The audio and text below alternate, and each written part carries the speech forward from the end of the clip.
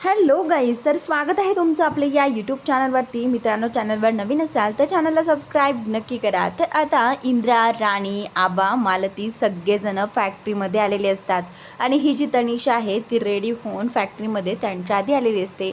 अगदी सुंदर पद्धतीने ती तयार झाली असते, कारण तिला इंद्राला इम्प्रेस करायचं असतं. पण आता इथे तिच्यासमोर राणी आणि इंद्रा दोघेही जण गाडीतून बाहेर उतरतात आणि त्याच वेळी आता इंद्राने राणीचा हात पकडलेला आहे आणि त्यावेळी तो तिला म्हणत असतो की असंच मी तुला हात पकडून या फॅक्टरीमध्ये नेणार आहे. असं म्हणताच आता इथे या तनिषाला खूप वाईट वाटतं. तिने विचार केला होता की इंद्राची नजर पडताच इंद्रा तिच्याकडे पाहून आता मग्न होईल, पण असं काही झालेलं नसतं. तर त्यानंतर आता इथे खरं तर हीच इंद्राला पाहून आणि राणीला पाहून अगदी स्तब्ध उभी राहिली. तर त्यावेळी इंद्रा आणि राणी तसेच हात पकडून इकडे फॅक्टरीकडे जायला निघाले. तर त्याचनंतर आता दोघेही जण आतमध्ये प्रवेश करणारच असतात. तर त्याच वेळी राणीने इंद्राला थांबवलं आहे आणि त्यावेळी आता इथे मालती आणि इंद्रा राणीला विचारू लागतात की राणी असं का थांबवलं आहे.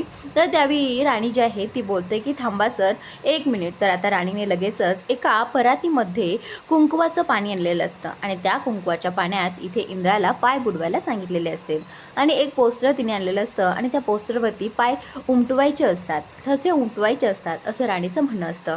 तर मला ती विचारू लागते की राणी हे सगळं काय आहे. खरं तर एका लक्ष्मीची पावलं म्हणजेच ठसे आपण शक्यतो काहीही चांगलं काम करण्यापूर्वी उमटवत असतो, पण तू इंद्राला हे सगळं का सांगते आहेस. तर त्यावेळी राणी जी आहे ती बोलते की मालती आई, तुम्हाला तर माहीतच आहे की जसं की आपण नवरा बायकोला लक्ष्मीनारायणाचा जोडा म्हणतो. मग एखाद्या लक्ष्मीच्या मागे ठामपणे उभा राहणाऱ्या नारायणाला आपण ही संधी का देऊ शकत नाही.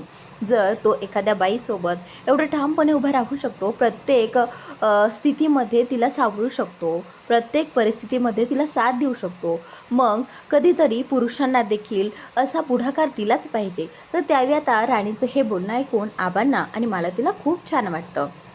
सगळेजण इम्प्रेस होतात आणि इंद्रालाही तिचं म्हणणं पडतं. त्यावेळी आता आबा जे आहेत ते बोलतात की अगदी बरोबर आहे राणी तुझं. मालती पुढे येते आणि राणीचं कौतुक करू लागते. बोलते की राणी, एवढा वर्ष मी संसार केला पण कधीही मी असा विचार केला नाही गं.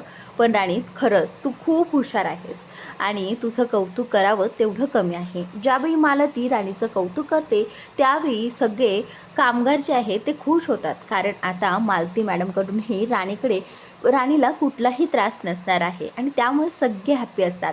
तर त्याचनंतर आता इथे मालती बोलते की चला आपण आता पूजेला बसूयात, पूजेची तयारी करूयात. तर त्याचनंतर आता इथे ही जी तनिषा आहे ती बोलू लागते की इंद्रा, खरं तर तुझ्यासाठी आणखीन एक सरप्राईज आहे, कारण तिने साताऱ्यामध्येच एक दुसरं जे आहे ते फॅक्टरी उभं केलेलं आहे आणि तेही मशीनचे आहे. तर त्यानंतर आता इथे आबा जे आहे ते बोलतात की चला आता पूजेला उशीर नको व्हायला, म्हणून आपण पूजा करून घ्यावीत. तर त्याचवेळी आता इथे गुरुजी बोलू लागतात की चला आता दोघंजणं पूजेला बसा. तर त्यावेळी आता इंद्रा बोलतो की चल राणी, आपण पूजेला बसूयात. तर त्यावेळी राणी जी आहे ती बोलतं की खरं तर या पूजेचा मान ना तनिषा मॅडमचा आहे. ही पूजा तुम्ही दोघांनी एकत्र करावी अशी माझी इच्छा आहे.